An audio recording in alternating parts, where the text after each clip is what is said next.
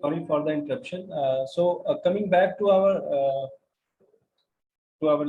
this linguistic thing, another discipline from which AI borrows the concept कि natural language है उसको कैसे process करना है। तो इसमें हम बात कर रहे थे कि अर्लियर जो है इट वाज थॉट कि लैंग्वेज प्रोसेसिंग बहुत आसान है, कि इसमें जो है हमारे पास अगर हमारे पास मशीन के पास वोकैबुलरी हो और मशीन को हम बता दें कि इस वर्ड की ये साउंड है, इसको इस तरह से हम प्रोनाउंसिएट करते हैं, ये सारी इंफॉर्मेशन मशीन को दे दी जाए तो मशीन जो है वो ज़ुबान को अंडरस्टैंड कर सकती है, उस लैंग्वेज को अंडरस्टैंड कर सकती है, उसको प्रोसेस कर लेगी। However with the passage of time it came to our knowledge कि ये इतना आसान नहीं है, बिकॉज अंडरस्टैंडिंग लैंग्वेज जो है it needs understanding of the subject matter and the context, कि वो बात हम किस कॉन्टेक्स्ट में कर रहे हैं, वो कॉन्टेक्स्ट बहुत ज़रूरी है अंडरस्टैंड करना। जब तक हमें उस कॉन्टेक्स्ट का नहीं पता होगा, हम जस्ट उन वर्ड्स को या सेंटेंसेस को देखते हुए ये डिस्क्राइब नहीं कर सकते कि इसका क्या मतलब है। जस्ट जो स्ट्रक्चर है सेंटेंस का या वर्ड्स का जो आपस में कॉम्बिनेशन है वो हमें नहीं बता सकता the meaning of that sentence. So this is the difficulty in this, you can say in this way, कि जिसको हमें जो है वो टैकल करना है एआई के अंदर, and still the work is going on. इस चीज़ को कैटर कर कैसे किया जा सकता है, इसके ऊपर वर्क हो रहा है। Okay, any question up to this point?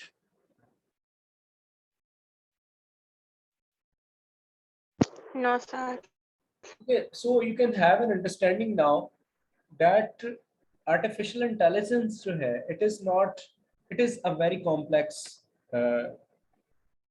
discipline. It is a very complex system जो कि different जो है domain से जो है different जो दूसरे academic faculties हैं वहाँ से ये concepts को, वहाँ से ideas को लेता है और उसके ऊपर जो है ये AI की जो building जो है वो उसके ऊपर stand कर रही है।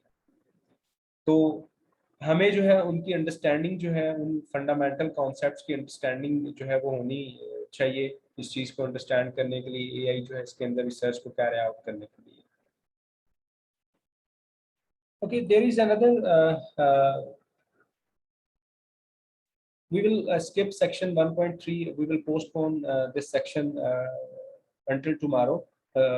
इसको कल हम डिस्कस करते हैं।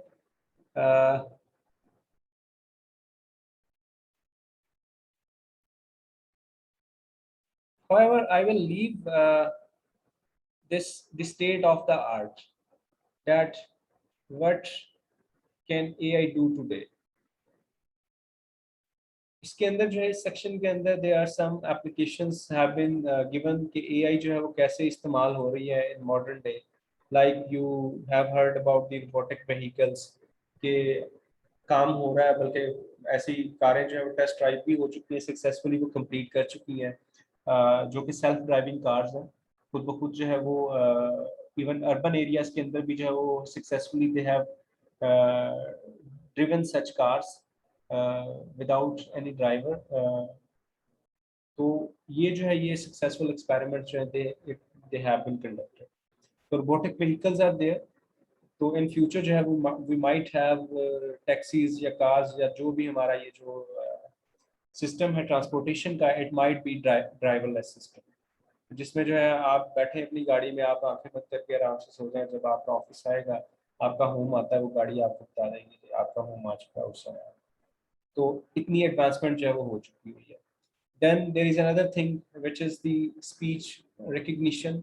स्पीच रिकग्निशन की अगर हम बात करें तो लाइक आप उसमें देख सकते हो एप्पल जो आईफोन जो है वहाँ पे सिरी अवेलेबल है, which is your speech, which is your assistant, जो कि आपको हेल्प आउट करता है कि आप उसको बोल के जो है वो बता सकते हैं कि जी मुझे फ़लाँ ऐप ओपन कर दो, या फ़लाँ मेरा कॉन्टैक्ट जो है उसको डायल कर दो, या उसको टेक्स्ट सेंड कर दो। इसी तरह गूगल के अंदर जो है एंड्रॉयड फ़ोन्स जो है वहाँ पे गूगल वॉइस असिस्टेंट जो है वो अवेलेबल है, वो भी आपकी स्पीच को रिकग्नाइज करता है।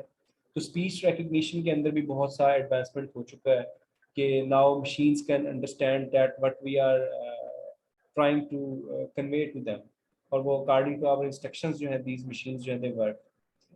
इसी तरह ये एक और एग्जांपल यहाँ पे बताया हुआ है कि यूनाइटेड एयरलाइंस जो है traveller any traveler who is calling this United Airlines company, वो अपनी फ्लाइट बुक करवा सकता है। कंप्लीटली ऑटोमेटेड सिस्टम है उनका, वहाँ पे कोई आगे ह्यूमन नहीं बैठा हुआ। सारी की सारी वो डायलॉग जो इंसान करता है वो एक मशीन के साथ करता है, वो उसको अंडरस्टैंड कर दिया अकॉर्डिंग टू हिज रिक्वायरमेंट्स जो है वो उसकी सीट जो है वो कंफर्म कर देती है फ्लाइट के अंदर। Then there is another application which is autonomous planning and scheduling। तो इस केस में अगर हम देखें तो जो अमेरिकन स्पेस एजेंसी है नासा जो है उनकी बहुत sophisticated they have developed machines जो कि ऑटोमेटिकली प्लानिंग करती हैं और स्केड्यूलिंग करती हैं without any human intervention. Particularly जो उनके मार्स के ऊपर जो मिशंस जो उनके काम करते हैं, जो उनके रोबोट्स काम करते हैं, तो मार्स के ऊपर जो उनके रोबोट्स हैं वो उनको गोल्स डिफाइन कर देते हैं ज़मीन से कि जी ये आपके गोल्स हैं, एंड वो उसके बाद वो सारे जो है वो उनके जो मशीन्स हैं वहाँ पे वो ऑटोमेटिकली वो डायग्नोस भी करती हैं, वहाँ पे वो सारा कुछ उस प्लान को कैरी आउट भी करती हैं, उसको स्केड्यूल भी खुद से करती हैं।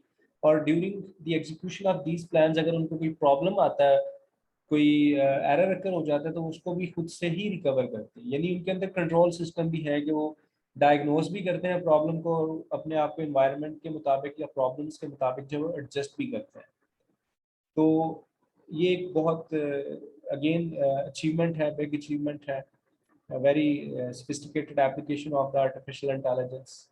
Then we see in game playing जो है बहुत ज़्यादा एडवांसमेंट है, लाइक IBM का जो डीप ब्लू सिस्टम है, this system has defeated the world human champion जो चेस का था, उसको इसने डिफीट किया, गैरी को।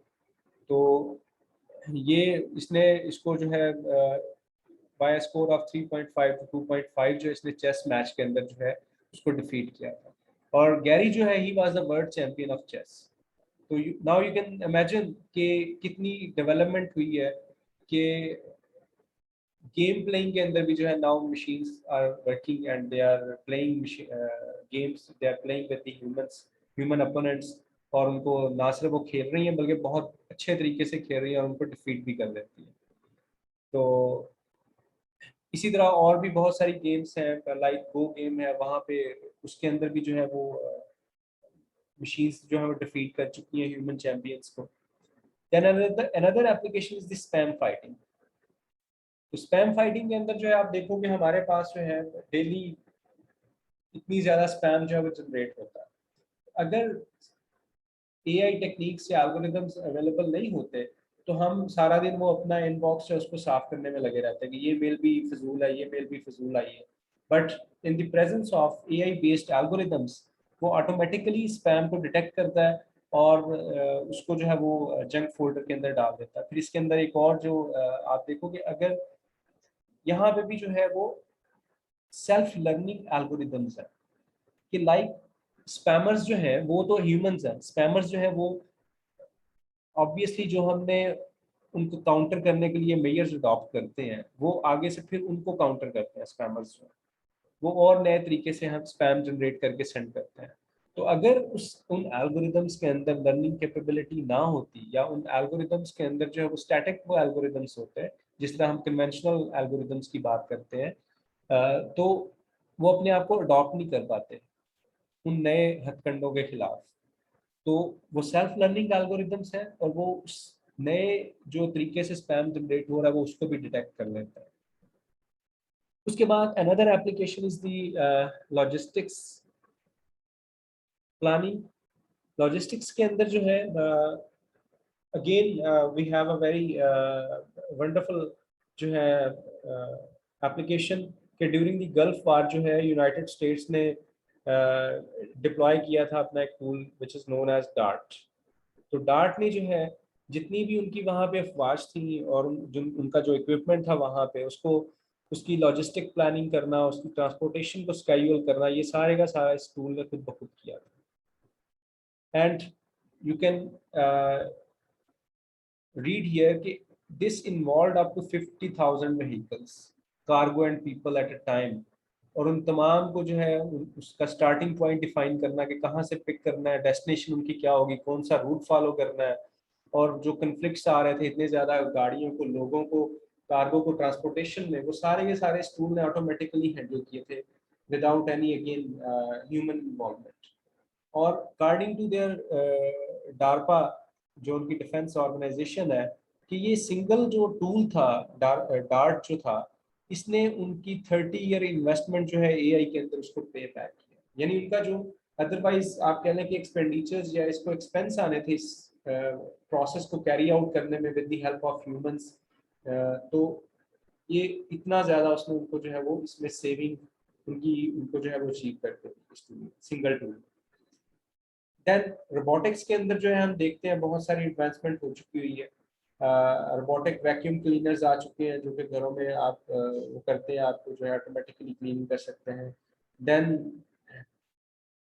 there were other robots which were deployed in Iraq and Afghanistan, जो कि माइंस को या एक्सप्लोजिव्स जो थे उनको डिटेक्ट करते थे और उनको रिमूव करते थे। तो यू कैन इमेजिन कितनी ह्यूमन लाइव्स जो है उन्होंने सेव की होंगी by detecting those mines and by detecting any hazardous जो है वो बॉम्ब्स वगैरह एक्सेट्रा उनको डिटेक्ट किया ऑटोमेटिकली और डिफ्यूज किया। Then another application is the machine translation. Machine translation means कि a computer program जो है it can translate from one language to the other language.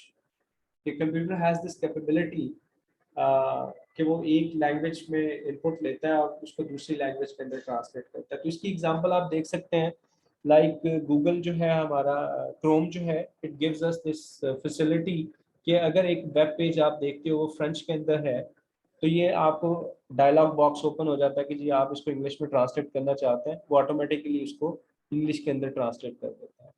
So all these algorithms which are working behind for this translation, they are based on statistics and machine learning algorithms.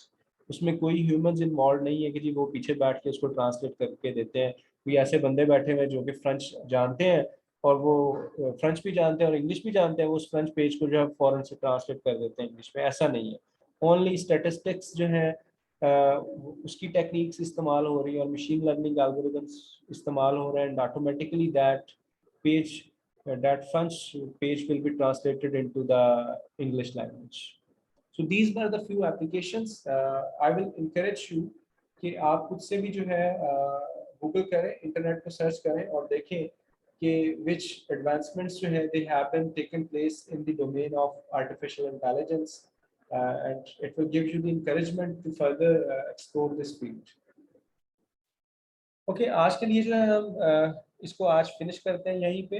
If you have any question, any query up to this point, feel free yourself to ask that question.